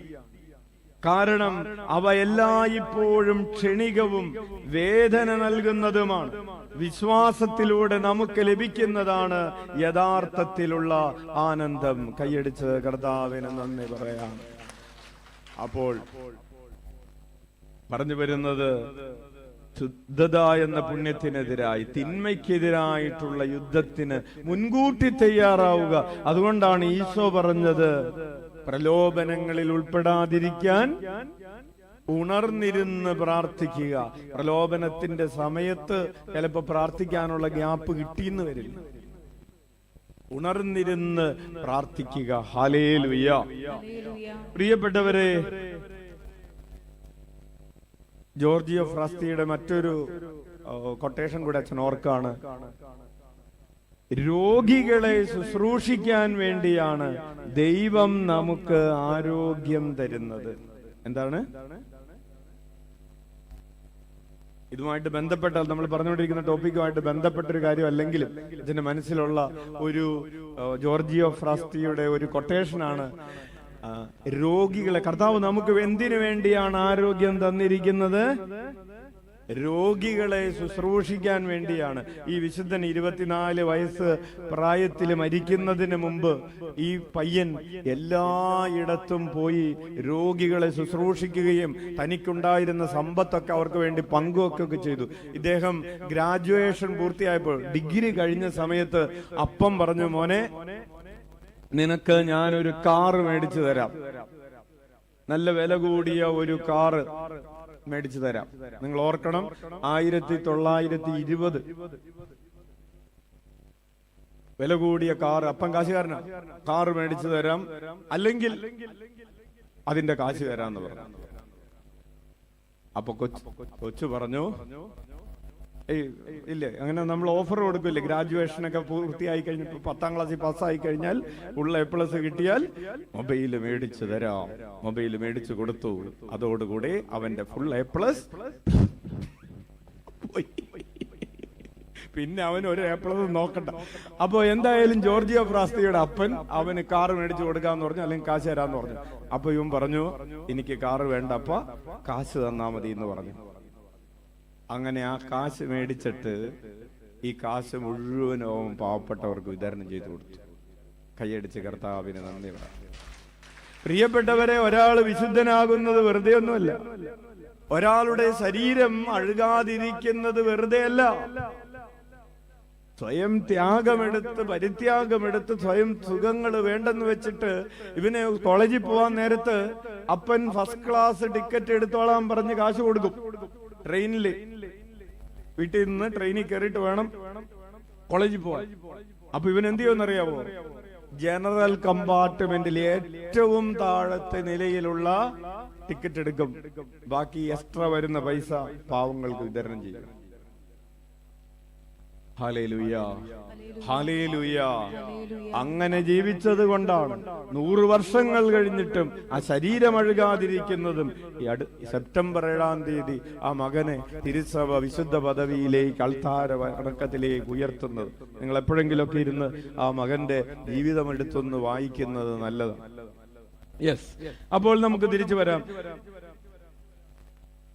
നാലാമതായി വിശുദ്ധിയിൽ നിലനിൽക്കാൻ വചനം പറയുകയാണ്, respond quickly to the spirit. പരിശുദ്ധാത്മാവ് നിനക്ക് ചില പ്രചോദനങ്ങൾ തരും, അതിനോട് വേഗത്തിൽ പ്രതികരിക്കുക എന്നതാണ്. ചില കാര്യങ്ങൾ കാണണ്ടെന്ന് കർത്താവ് ഒരു ഒറ്റ പ്രേരണ, അപ്പൊ തന്നെ അത് പ്രതികരിക്കുക, അപ്പൊ തന്നെ അത് അടച്ചു. ഇത് നോക്കണ്ട എന്നൊരൊറ്റ പ്രേരണ, ഒന്ന് കുറച്ചു നേരം ഒന്ന് നോക്കട്ടെ എന്നല്ല, നോ, ഉടനടി പ്രതികരിക്കുക. Hallelujah, hallelujah. പ്രിയപ്പെട്ടവരെ, നമ്മളുടെ മക്കളുടെ ചില വഴിതെറ്റിപ്പോയ ജീവിതങ്ങളെ പതുക്കെ പതുക്കെ തിരുത്താമെന്ന് വിചാരിച്ചിരിക്കരുത്. പതുക്കെ പതുക്കെ അവര് പാപത്തിൽ നിന്ന് പാപത്തിലേക്ക് വഴുതിപ്പോയിക്കൊണ്ടേയിരിക്കും. ഹല്ലേലൂയ. ഇനി അപ്പോ കുമ്പസാരിക്കാൻ തോന്നുമ്പോ ഇന്ന് വേണ്ട എന്ന് പറഞ്ഞത് മാറ്റിവെക്കരുത്. പരിശുദ്ധാത്മാവിന്റെ പ്രചോദനങ്ങളോട് ഉടനടി പ്രതികരിക്കുക. ഒരു പെൺകുട്ടി വന്നിട്ട് പറഞ്ഞു, അച്ഛാ, എനിക്ക് ഈ ബന്ധം ശരിയാവുകയില്ലെന്ന് മനസ്സിലായി. അവൻ വേറൊരു മതത്തിൽപ്പെട്ട ആളൊക്കെയാണ്. അവൻ ആള് ശരിയല്ല, എന്നോട് മാത്രമല്ല വേറെ പലരോടും അവന് ബന്ധമുണ്ടെന്ന് എനിക്ക് മനസ്സിലായി, കൃത്യമായി എനിക്ക് മനസ്സിലായി. എന്നോട് എനിക്ക് വിട്ട മെസ്സേജ് തന്നെ കോപ്പി എടുത്തിട്ട് അവൻ എന്റെ കൂട്ടുകാരിക്കും വിട്ടിട്ടുണ്ട്. ഞാൻ അവളുടെ ഫോണിൽ അത് കണ്ടു. ഹല്ലേലൂയ. അപ്പൊ അവൻ ആള് ശരിയല്ല, അപ്പനും അമ്മയും പറഞ്ഞിട്ട് ഇവൾക്ക് മനസ്സിലായില്ല. അവസാനം ഈ മെസ്സേജ് കണ്ടപ്പോഴാണ് മനസ്സിലായി. അപ്പോൾ എനിക്ക് അവനെ ഉപേക്ഷിക്കണം. എന്നിട്ട് പറയാണ്, ഞാൻ പതുക്കെ പതുക്കെ ഉപേക്ഷിക്കാം. പാപത്തോട് പിശാചിനോട് ചർച്ച ചെയ്ത്, അല്ലെ, പിശാചിനോട് ചർച്ച ചെയ്തിട്ട് പിശാചിനെ പതുക്കെ പതുക്കെ ഉപേക്ഷിക്കാം എന്ന് വിചാരിച്ച എന്നെങ്കിലും പിശാച് വിടൂ? പിശാച് പറയും, നീ എന്നെ ഉപേക്ഷിച്ചു പോയാൽ ഞാൻ ആത്മഹത്യ ചെയ്യും. ആര്? പിശാച്. അയ്യോ അച്ഛാ, പിശാച് ആത്മഹത്യ ചെയ്യുമെന്നാണല്ലോ പറയുന്നത്, ഞാൻ എന്ത് ചെയ്യും? എടി, അവൻ ചാവട്ടെ. അയ്യോ അച്ഛ, എന്റെ പേര് എഴുതി വെച്ചിട്ട് പിശാച് ചത്താൽ?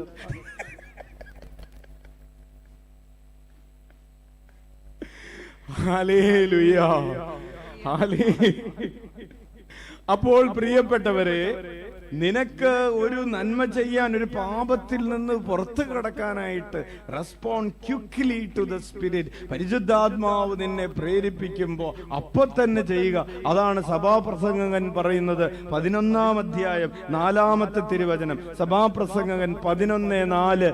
കാറ്റ് നോക്കിയിരിക്കുന്നവൻ വിതയ്ക്കുകയോ മേഘങ്ങളെ നോക്കിയിരിക്കുന്നവൻ കൊയ്യുകയോ ഇല്ല. കുറച്ചുകൂടെ നല്ലൊരു സമയം വരട്ടെ, കുറച്ചുകൂടെ നല്ലൊരു സമയം വന്നിട്ട് ഞാൻ വിശുദ്ധിയിൽ ജീവിക്കാം.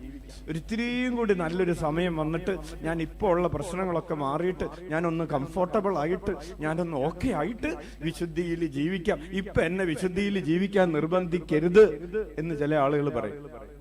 അതിനുള്ള വചനമാണ് സഭാപ്രസംഗൻ 11:4. കാറ്റ് നോക്കിയിരിക്കുന്നവൻ വിതയ്ക്കുകയോ മേഘങ്ങളെ നോക്കിയിരിക്കുന്നവൻ കൊയ്യുകയോ ഇല്ല. വിശുദ്ധിയിൽ ജീവിക്കാൻ ആരംഭിക്കാനുള്ള സമയം പ്രിയപ്പെട്ടവരെ ഏതാണ്? Here and now. ഇപ്പോഴാണ്. ഞാൻ ഈ സമയം തീരുമാനം എടുക്കാണ് ഈ പാപം ഉപേക്ഷിക്കാൻ. ഹല്ലേലൂയ. ഉച്ചത്തിൽ വിളിക്കാം, ഈശോയേ, ഈശോയേ. അഞ്ചാമതായി വിശുദ്ധിയിൽ ജീവിക്കാനുള്ള പ്രിയപ്പെട്ടവരെ ഒരു ബിബ്ലിക്കൽ ടെക്നിക്കാണ് നിത്യതയെ കുറിച്ചുള്ള കാഴ്ചപ്പാട് വളർത്തുക എന്നത്. എന്താണ് നിത്യതയെ കുറിച്ചുള്ള കാഴ്ചപ്പാട്? ചില ആളുകൾക്ക് ഈ കാഴ്ചപ്പാടില്ലാതിരുന്ന ചില തത്വചിന്തകന്മാരുണ്ട്. അവര് പറഞ്ഞു, നിങ്ങൾ തിന്നുക, കുടിക്കുക, മതിക്കുക, അർമാദിക്കുക, ഇവിടെ വെച്ചെല്ലാം തീരും. ഈ ജീവിതം കഴിഞ്ഞാൽ പിന്നെ വേറൊരു ജീവിതമില്ല. അതുകൊണ്ട് നിങ്ങൾ ആവോളം തിന്നുകയും ആവോളം കുടിക്കുകയും ആവോളം ആഘോഷിക്കുകയും ആവോളം വ്യഭിചരിക്കുകയും ചെയ്യുക. ഇവിടെ കിട്ടുന്നത് മുഴുവനും ഇങ്ങനെ ആസ്വദിച്ച്, നമ്മുടെ ഭാഷയിൽ പറഞ്ഞ ഇങ്ങനെ അർമാദിച്ച് ജീവിക്കുക.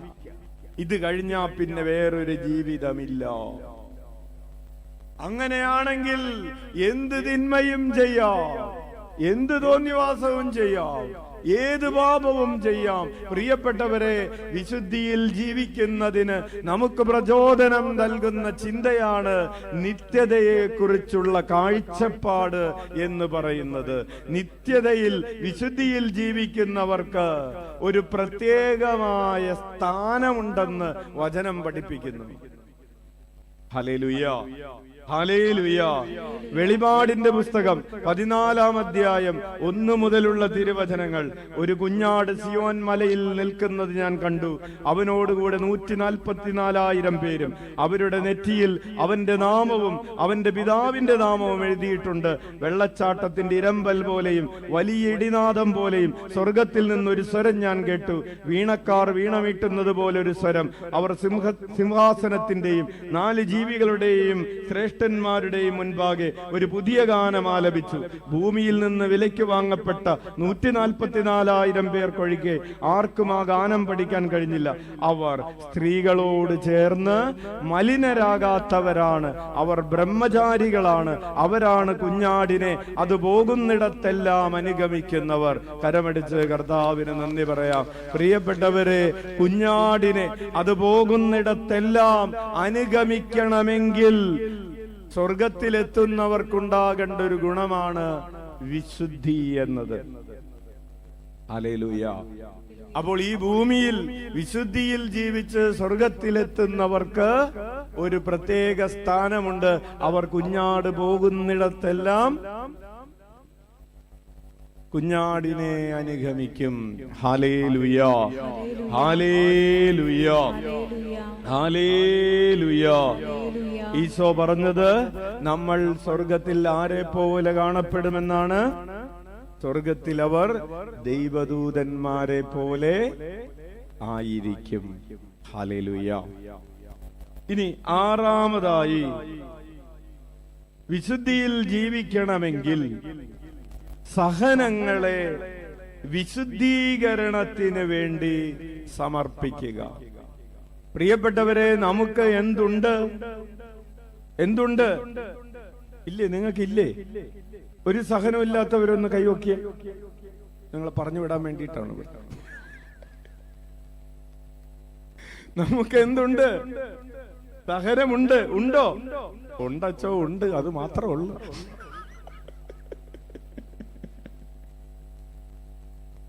അല്ലേ? നമുക്ക് തലയിൽ കവിച്ച് സഹനങ്ങളുണ്ട് എന്ന് പറഞ്ഞിട്ട് വെക്കണം, അല്ലേ? സഹനങ്ങളുണ്ട്. ഈ സഹനങ്ങൾ കൊണ്ട് നീ എന്ത് ചെയ്യും? നീ എന്ത് വ്യാപാരം നടത്തും? മദ്രസ പഠിപ്പിക്കും, വചനം പഠിപ്പിക്കും. ഈ സഹനങ്ങളെ വിശുദ്ധിയിൽ ജീവിക്കാൻ വേണ്ടി നീ സമർപ്പിക്കും. നിന്റെ ജീവിതത്തിൽ ഇതുവരെ വന്നുപോയ പാപങ്ങൾക്ക് പരിഹാരമായി ഈ സഹനങ്ങളെ നിനക്ക് സമർപ്പിച്ച് പരിഹാരമായി സമർപ്പിക്കാൻ പറ്റും. Hallelujah, hallelujah. അപ്പോൾ നമുക്ക് ഇങ്ങനെ പ്രാർത്ഥിക്കാൻ പറ്റും, കർത്താവേ, ഈ അപമാനം സമർപ്പിച്ച് ഞാൻ എന്റെ പാപങ്ങൾക്ക് പരിഹാരം ചെയ്യുന്നു. ഒരു പ്രധാനപ്പെട്ട സഹനമാണ് അപമാനം എന്ന് പറയുന്നത്. മറ്റുള്ള സഹനങ്ങള് ശരീരത്തിലാണെങ്കിൽ അപമാനിക്കപ്പെടുന്ന, നിന്ദിക്കപ്പെടുന്ന ഒരു സാഹചര്യം എന്ന് പറയുന്നത് മനസ്സിന്റെ വലിയ മുറിവാണ്. ശരീരത്തിന്റെ മുറിവിനേക്കാൾ വലുതാണ് പ്രിയപ്പെട്ടവരെ തീർച്ചയായും മനസ്സിന്റെ മുറിവെന്ന് പറയുന്നത്. ഭർത്താവ് കരണക്കുറ്റിക്കിട്ട് അടിച്ചതല്ല ഭാര്യയ്ക്ക് കൂടുതൽ വേദനിച്ചത്, നീ ഇവിടെ നിന്ന് ഇറങ്ങിപ്പോയിക്കോ, നിന്നെ എനിക്ക് കാണണ്ട എന്ന് പറഞ്ഞതാണ്. കാരണം കരണക്കുറ്റിക്ക് അടിച്ചത് അത് ശരീരത്തിലുള്ള വേദനയാണെങ്കിൽ, നിന്നെ എനിക്ക് വേണ്ട, നിന്നെ എനിക്ക് വെറുപ്പാണ് എന്ന് പറഞ്ഞത് ഹൃദയത്തിലുള്ള മുറിവാണ്. ഏതിനാണ് വേദന കൂടുതൽ? Yes, hallelujah, hallelujah. അപ്പോൾ പറഞ്ഞു വരുന്നത്, നിന്റെ വേദനകൾ, അപമാനത്തിന്റെ വേദനകള്, രോഗത്തിന്റെ വേദനകള്, സങ്കടങ്ങള്, നിന്റെ ജീവിതത്തിലെ ഇല്ലായ്മകളുടെ, പ്രതീക്ഷിച്ചു പലതും കിട്ടിയില്ല,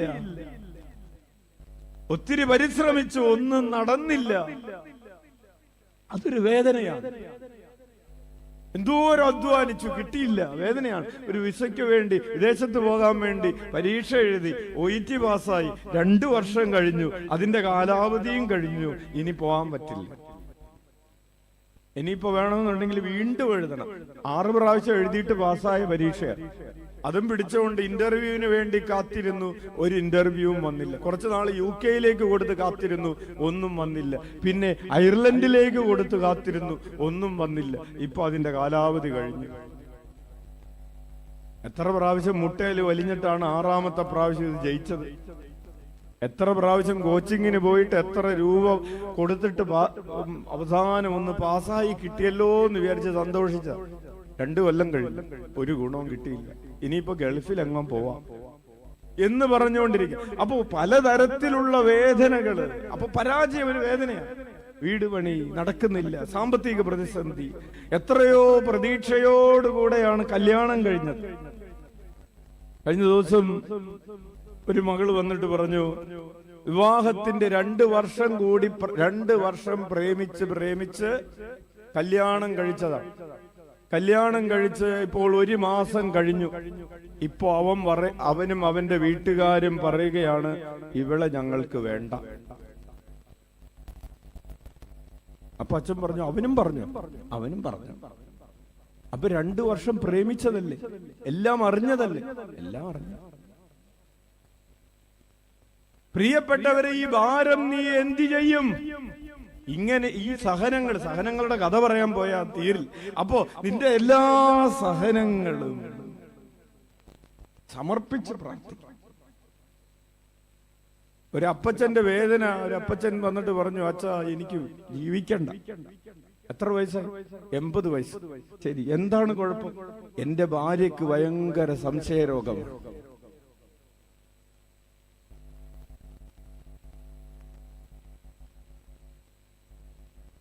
അപ്പൊ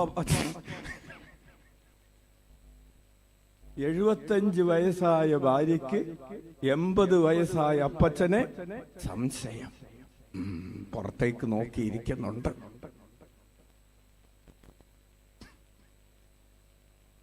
അപ്പൊ അമ്മിച്ച് പുറത്ത് നിൽക്കുന്നുണ്ട്. അപ്പച്ചൻ ഇറങ്ങിയിട്ട് പേഴ്സണലായിട്ട് പറയാൻ വേണ്ടി കാത്തു നിൽക്കാം. വാ, ഇങ്ങനെയുള്ള അപ്പോ ചെറിയ വയസ്സ് മുതൽ ഏത് പ്രായത്തിലുള്ളവർക്ക് എന്തുണ്ട് പ്രിയപ്പെട്ടവരെ? ഈ സംശയരോഗം അനുഭവിക്കുന്ന ഈ അമ്മിച്ചിക്കും എന്തുണ്ട്? സഹനമാണ്. അതിന്റെ ദുരിതം അനുഭവിക്കുന്ന അപ്പച്ചനും എന്താണ്? സഹനം. അപ്പൊ ഈ സഹനങ്ങളെല്ലാം, നിന്റെ വേദനകള്, അപമാനങ്ങൾ, അസ്വസ്ഥതകള്, ജീവിതത്തിൽ വന്നുപോയിട്ടുള്ള പിഴവുകൾക്ക്, വരാൻ സാധ്യതയുള്ള പ്രലോഭനങ്ങൾക്കൊക്കെ പരിഹാരമായിട്ട് സമർപ്പിച്ച് പ്രാർത്ഥിക്കാനാണ് വരുന്നത്. ഇനി 7ാമതായിട്ട്, പ്രലോഭനത്തിന്റെ സാഹചര്യങ്ങളിൽ നിന്ന് ഒഴിഞ്ഞു നിൽക്കുക. ഹല്ലേലൂയ. നിന്നെ ഒരു തിന്മയിലേക്ക് നയിക്കാൻ സാധ്യതയുള്ള ഒരു നമ്പർ നീ അത് ബ്ലോക്ക് ചെയ്യുക. അപ്പൊ അവള് പറഞ്ഞു, അച്ഛൻ ഞാൻ ബ്ലോക്ക് ചെയ്തതാണ്. എന്നിട്ട് എന്ത് പറ്റി? വൈകുന്നേരം 10 മണിയായപ്പോ ഞാൻ വീണ്ടും അൺബ്ലോക്ക് ചെയ്തു. അപ്പൊ എന്തുണ്ടായി? അവന്റെ കോള് വന്നു. അപ്പൊ എന്തുണ്ടായി? ഞാൻ കോൾ എടുത്തു. അപ്പൊ കാലത്ത് അൺബ്ലോക്ക് ചെയ്തതാ.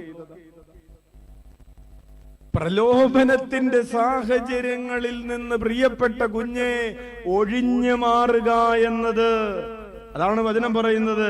1 കൊരിന്ത്യർ 6:18, വ്യഭിചാരത്തിൽ നിന്ന് ഓടി അകലുവിൻ. പാപത്തിന്റെ സാഹചര്യങ്ങളിൽ നിന്ന് ഓടി അകലുവിൻ.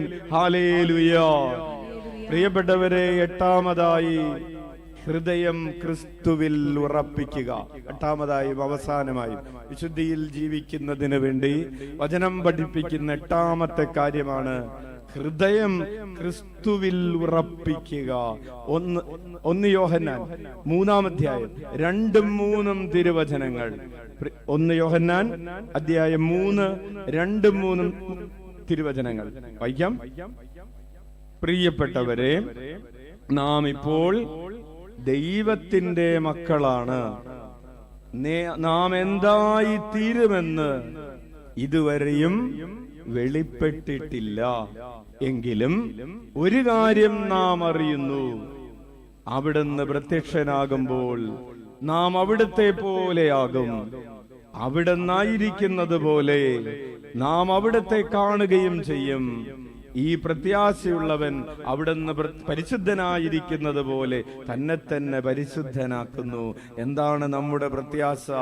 അവിടുന്ന് പ്രത്യക്ഷനാകുമ്പോൾ അവിടുന്നായിരിക്കുന്നത് പോലെ നമ്മൾ ആയിരിക്കുകയും നാം അവിടുത്തെ കാണുകയും ചെയ്യും. ഹൃദയം ആരിലാണ് ഉറപ്പിച്ചു വെച്ചിരിക്കുന്നത്? ക്രിസ്തുവിലാണ്. ഒരു മനുഷ്യനിലുമല്ല ഹൃദയം ഉറപ്പിച്ചു വെച്ചിരിക്കുന്നത്.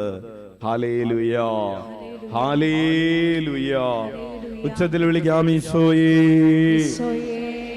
പ്രിയപ്പെട്ടവരെ, വിശുദ്ധിയിൽ വളരുന്നതിന് വേണ്ടി അമ്മ ത്രേസ്യ തന്റെ പുസ്തകങ്ങളിൽ പറഞ്ഞിട്ടുള്ള ഒരു 6 കാര്യം അച്ഛൻ അടുത്ത ആഴ്ച അതുമായിട്ട് അത് വെച്ച് നമ്മൾ ആരംഭിക്കും. Hallelujah, hallelujah. അമ്മ ത്രേസ്യ വിശുദ്ധിയിൽ വളരാൻ പറഞ്ഞിട്ടുള്ള പ്രാർത്ഥനയിൽ വളരുക എന്നുള്ളത് സെൽഫ് നോളേജിലും ഡിസേൺമെന്റിലും വളരുക എന്നുള്ളത്, ഡിറ്റാച്ച്മെന്റിലും വളരുക എന്നുള്ളത്, മോർട്ടിഫിക്കേഷൻ ഓഫ് ദ സെൻസസ്, പുണ്യങ്ങൾ പരിപാലിക്കുക, കൾട്ടിവേറ്റ് ചെയ്യുക എന്നതും ദൈവത്തിന്റെ കൃപയെ എംബ്രേസ് ചെയ്യുക എന്നുള്ളതുമൊക്കെ ആയിട്ടുള്ള അമ്മ ത്രേസ്യ പഠിപ്പിച്ചിട്ടുള്ള കാര്യങ്ങൾ മാത്രം അടുത്ത ആഴ്ച വിശുദ്ധിയിൽ വളരുന്നതിനെ കുറിച്ച് നമ്മൾ പഠിക്കുന്നതായിരിക്കും. തുടർന്നുള്ള ആഴ്ചകളിൽ നമ്മൾ ആഭ്യന്തര ഹർമ്മ്യത്തിന്റെ 4ാം ഹർമ്മ്യത്തിന്റെ അവസാന ഭാഗം മുതൽ 5ാം ഹർമ്മ്യത്തിലേക്കും 6ാം ഹർമ്മ്യത്തിലേക്കും 7ാം ഹർമ്മ്യത്തിലേക്കും തുടരുന്നതായിരിക്കും. അതുകൊണ്ട് അച്ഛൻ നിങ്ങൾക്കൊരു ഹോംവർക്ക് തരുകയാണ്. നിങ്ങൾ അടുത്ത ആഴ്ചകളിൽ വരുന്നതിന് മുൻപ് അമ്മ ത്രേസ്യയുടെ ഇന്റീരിയർ കാസിലിനെ കുറിച്ച്, ആഭ്യന്തര ഹർമ്മ്യത്തെ കുറിച്ച് നമ്മൾ നേരത്തെ ചെയ്തിട്ടുള്ള യൂട്യൂബിലുള്ള ആ പ്രഭാഷണങ്ങൾ ഒന്ന് കേട്ട്, ഇന്റീരിയർ കാസിൽ എന്നടിച്ചിട്ട് ആവില എന്നടിച്ചാൽ നിങ്ങൾക്ക് ആ ടോക്കുകൾ കിട്ടും. അച്ഛൻ ഒരു കാര്യം ചെയ്യാം, ആ ടോക്കുകൾ മാത്രം, അമ്മ ത്രേസ്യയെ കുറിച്ച് പറഞ്ഞിട്ടുള്ള ടോക്കുകൾ മാത്രമുള്ള പ്ലേലിസ്റ്റ് നാളെ വാട്സപ്പ് ഗ്രൂപ്പിൽ ഷെയർ ചെയ്യാം. അപ്പൊ നിങ്ങൾക്കത് അന്വേഷിച്ച് നടക്കേണ്ട വരില്ല, നിങ്ങൾക്കത് കിട്ടും. ഗ്രൂപ്പിൽ ഇല്ലാത്തവർക്ക് സ്റ്റോളിൽ പറഞ്ഞാൽ ഗ്രൂപ്പിൽ ഇന്ന് ആഡ് ചെയ്തു തരുന്ന. അപ്പോൾ നിങ്ങൾക്കത് കിട്ടുകയും അത് കേട്ട് ഒരുങ്ങി വരികയും ചെയ്താൽ നമ്മൾ പറയുന്നതും പഠിപ്പിക്കുന്നതും ഒക്കെ ആയിട്ടുള്ള വളരെ ഗൗരവമുള്ള ഈ വിഷയങ്ങൾ നമുക്ക് എളുപ്പത്തിൽ ഗ്രഹിക്കാൻ സാധിക്കും. ഉച്ചത്തിൽ വിളിക്കാം ഈശോയേ.